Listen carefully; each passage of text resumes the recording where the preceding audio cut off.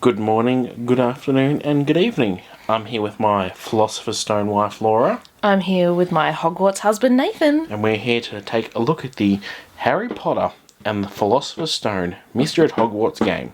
That's quite a mouthful. It is. We're going to give a bit of a review and a look at what you get in the box today.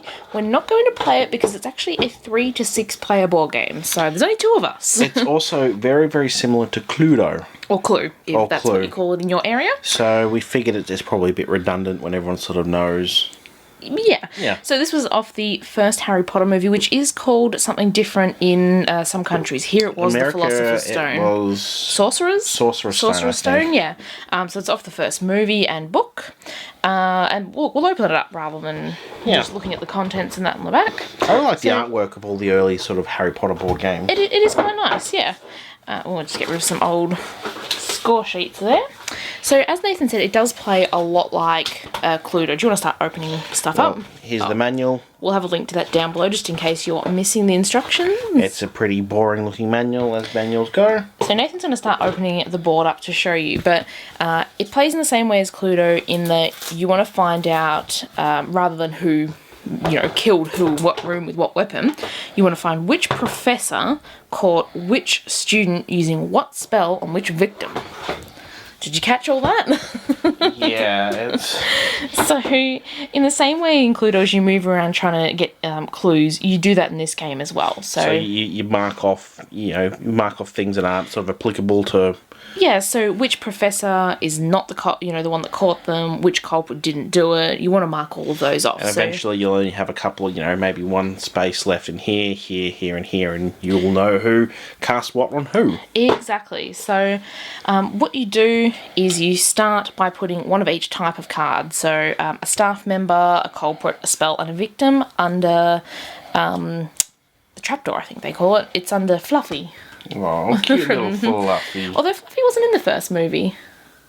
No, he was in the second, the Chamber of Secrets, wasn't he? Yeah, interesting. Maybe it wasn't Fluffy, maybe it was someone else. But, so it's hidden, so nobody can see those, nobody knows what's in there. You also start with one staff card, so you know for sure that it's not going to be that staff member that caught the culprit. So you can mark that off your list as it is. So here, I'll just show the staff cards. I'm just going to put that in manual focus so it stops going in and out. So that's the only card you start with as well. So you don't get any other clues. So you have a lot of things to tick off before you can make a guess at the end of the game. You do indeed. There we go. Just quickly, the first person who makes a guess and gets it right as to who everyone was and which spell and all that is the winner of the game. Is the winner. If you make a guess and you're wrong, then you're out. And whoever's left in the game just keeps on playing until somebody gets it right. So you can't just keep on guessing every turn hoping to get the right combination. Alright, so these are our victims, I think? Yep. Oh wait, culprits. There we go. Or have you got a mix there? No, possibly a mix. No, those are your culprits. There we go. So they've got different coloured edges to tell you which ones are which. And here I'm going to show the spells next. Ooh. The spellificers. The spellificers, that word that's real. Spells. So these are the different spells they may have cast. Yep. Forgetful. It's a lot more light-hearted in the later movies, isn't it? Definitely. And then we have our poor victims who the spell has been cast against somewhere.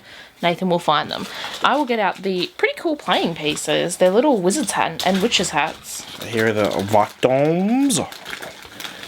Poor victims. I know I just said that, but I feel bad for them. You just feel so bad you have to say it twice.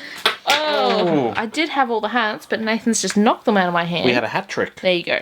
So those are the playing pieces. They're really cool because I really like the ones where, especially licensed ones, where they just don't use cardboard standees or anything. Yeah, they're actually really solid, nicely designed pieces. So there you go. You also get unique dice. They're not just white ones. The number one is the Hogwarts symbol, gets you cards. There you go. Which either one or replaces two the number cards. One? Yes, you can't move one place. And last we have the ghost. So the ghost can be moved on any turn no matter what you roll, as long as you don't roll the Hogwarts symbol, say I rolled 2 3s, I can then move the ghost 6 places, or I can move my own playing piece 6 places. So totally your choice. And what does the ghost do? The ghost, Nathan has no clue what's going on. No, I don't know. Do you want to open the board back up? That might help. Yeah. So what does the ghost do, you said? I do want to know. So if the ghost is put in front of either a passageway... It is fluffy, by the way. Fluffy, thank you. If the ghost is put in front of one of these thin, like, passageways here that you can't kind of move anywhere else from, that blocks you off. You just can't go that way. You know, you're stuck wherever you are. If you put the ghost in front of one of the classrooms, which are these... Oh, Nathan's just rearranging. Around the sides here, then you can't get in or out of a room. So it's just an extra sort of hindrance in trying to get around the castle. Exactly. There's also an issue if the ghost runs over you too. So I'll cover that in a minute. Nathan can show you the cards. So these are special cards, which I believe are only in this. They're not in Cluedo. No, they're not. They're I believe. This is what you pick up if you roll the Hogwarts symbol. So welcome to Hogwarts. Look at a total of 3 cards from any player. There's a key card. What have we got? You learn a new spell on defense against dark arts. A player of your choice must show you all their forbidden card spells. Another key. So they give you sort of pretty much. I think they're all good. Yeah, they're useful. Yeah. Yeah, they're all useful in some way. So the ghost. Sorry, just to get back to that. If say I moved the ghost and I went straight over Nathan's playing piece, he has to go to the Great Hall over there, and I get to look at one of his cards. Ooh. Which helps me then obviously mark that off my list to say it's not under Fluffy, which is, where's Fluffy? Here. Which, by the way, there's a little... You can actually... There. Pretty cool. So the way you get cards is by going into the classrooms, and then you can either like take a card, which were the ones like Nathan showed you. Can obviously tick off or whatever what you don't have or you do. What you received, you can then tick off. Yes, that's what I was trying to say. It wasn't coming out quite right though. Or you can test a hunch is what they call it. So for example, I might say, Professor Snape, did you catch Draco casting this spell on Ron or Harry or whatever? Wesley. So then the player to my left, if they have any of the cards of like the ones I've just mentioned, they have to show me one of them. Now if they have all of those cards, they only have to show me one. If they have none, then it moves to the next person, which is why you need 3 players. It also means that if they've got none, you don't get anything. So you take a bit of a gamble with that. You'll either get a guaranteed card you can look at, or you can try and... Exactly. So, I mean, if they don't have it in their hand, it doesn't necessarily mean that's under Fluffy. It could still be in the draw card pile, which sits somewhere off the board, I think. If there's no cards left in the pile and the other players don't have any to show you, well, you know, you're probably onto it. So when you think you've got it, you move over to Fluffy and you make your guess. You say who you think it is, check under Fluffy. If you're right, you win. If you're wrong, well, too bad.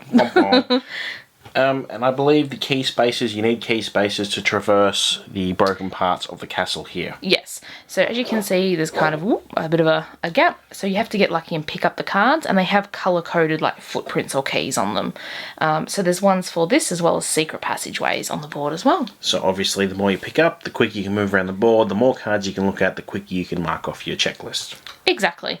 Also, one other thing about when you want to test a hunch, you have to go to the specific classroom of the professor you want to use in your hunch. So, like, dark arts would be... Snape.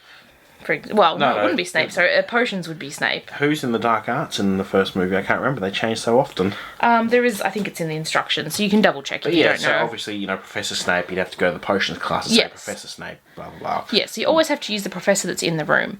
And also, last thing, one of the cards actually keeps you safe from the ghost for the entire game. So you pick that up and you're sitting pretty. Yeah, that's it really. You can move any way, on the little like checkerboard floor. So diagonally, left, right, up, down, all of those great things. But you have to enter the classroom in a straight line. You can't like walk diagonally through the archway. No, it doesn't quite work like that.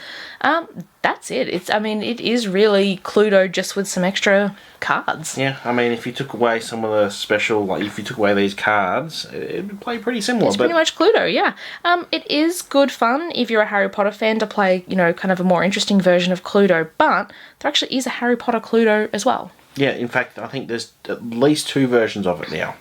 They had Well, one. there you go. They had, one in like mid to late 2000s, and they've just re-released it. So this might be obsolete. I haven't actually played the other ones. Yeah, we haven't got the other ones. We've just got this. If you enjoyed watching this video, give us a thumbs up. Let us know if you've played this or if you're a Harry Potter fan down below.